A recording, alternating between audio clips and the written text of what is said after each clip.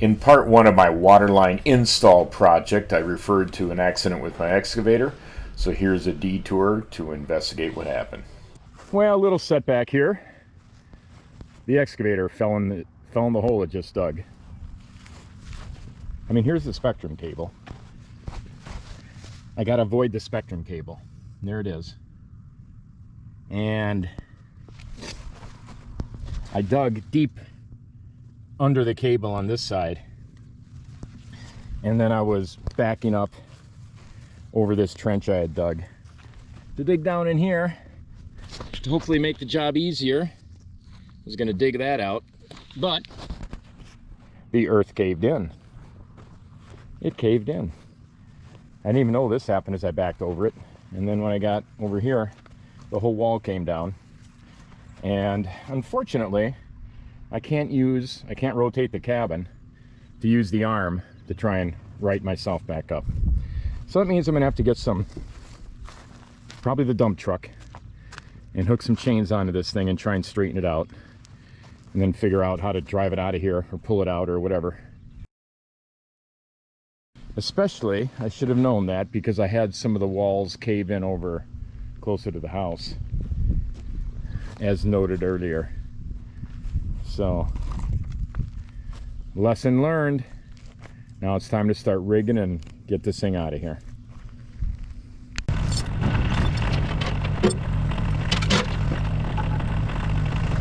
Note to self: when digging a 6-foot trench, don't back over the trench you just dug with an 8,000-pound excavator, especially when the sides are caving in on their own in various places. Seem more stable here, but backing up over my trench, straddling it, caved in, and the excavator went with it.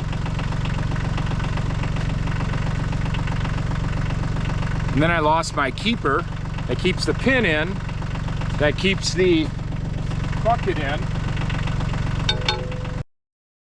so it fell off.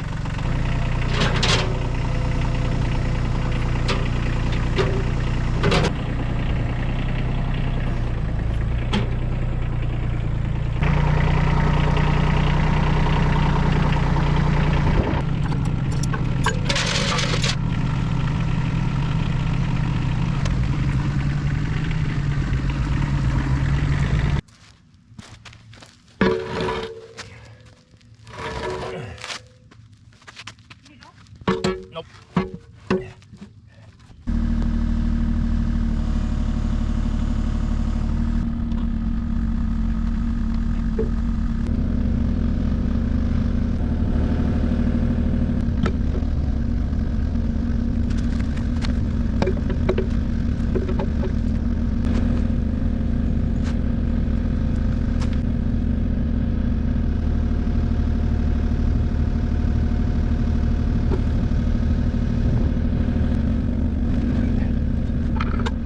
That's the keeper that keeps falling out.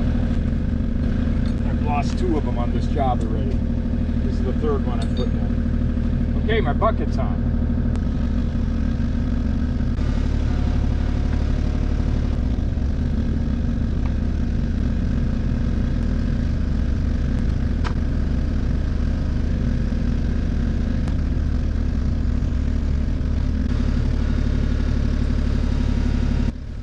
Well, when I swing it all the way over there, the hydraulics for the boom are not working. So that's a disappointment, because I was going to use that to try and push the machine upright with the boom.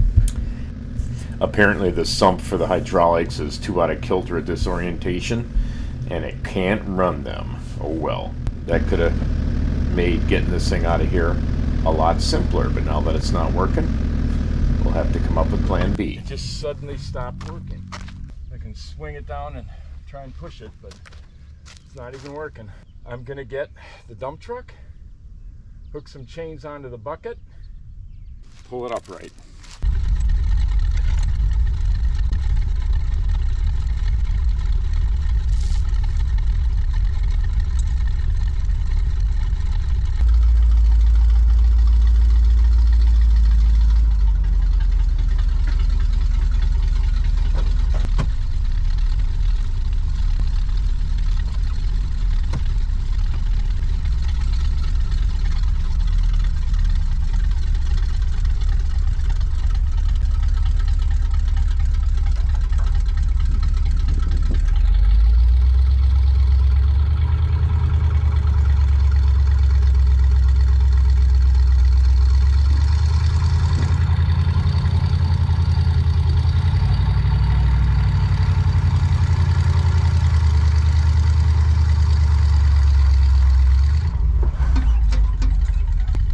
Okay, so just how are things looking over here at this point?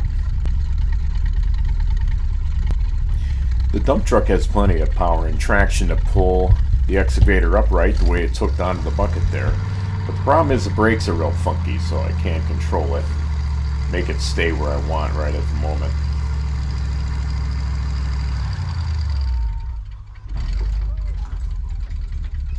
Probably could do this with the ramp. Holy garbage, I thought it was going to fall over this Well, no, wall.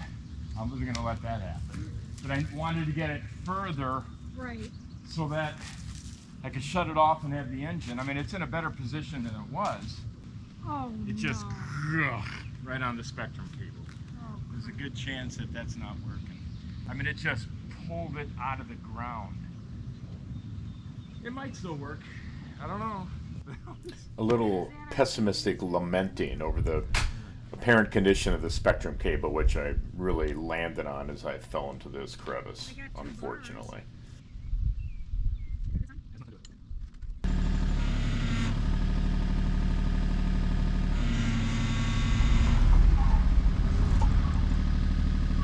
Well, that wasn't all that helpful now, was it?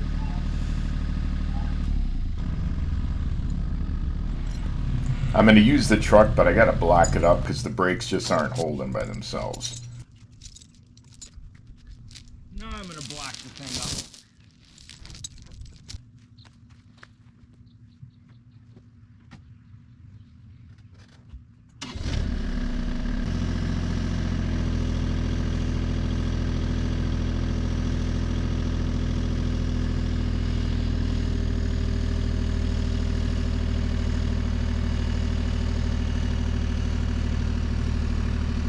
Oh yeah, with the truck blocked up and using the dipper arm and boom on the excavator, it's a lot easier to control and it's a much better solution.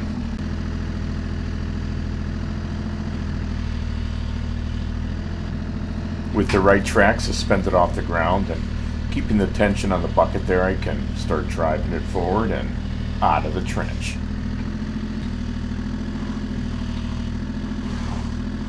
Haha. Oops, dragging the whole truck there. A little more than necessary.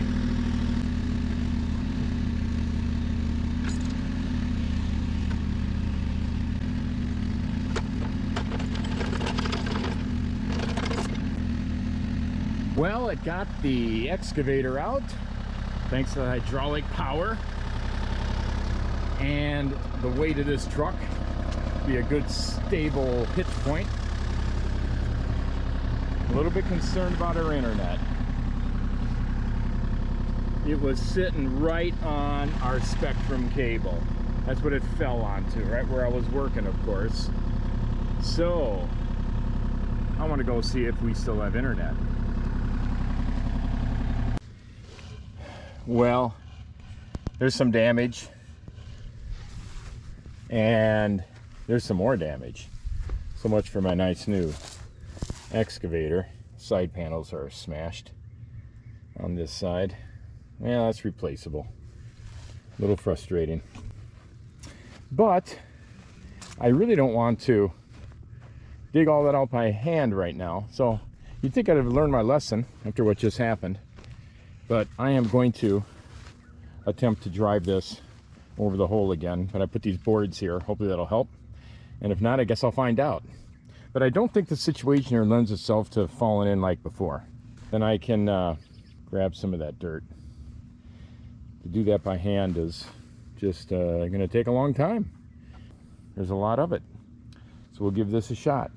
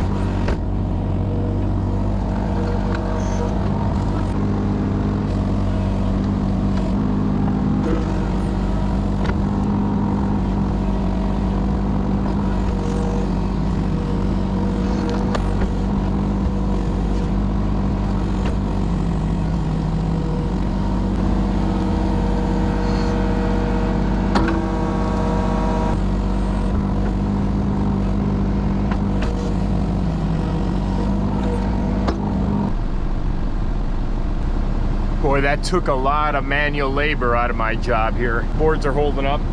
That was worth the risk.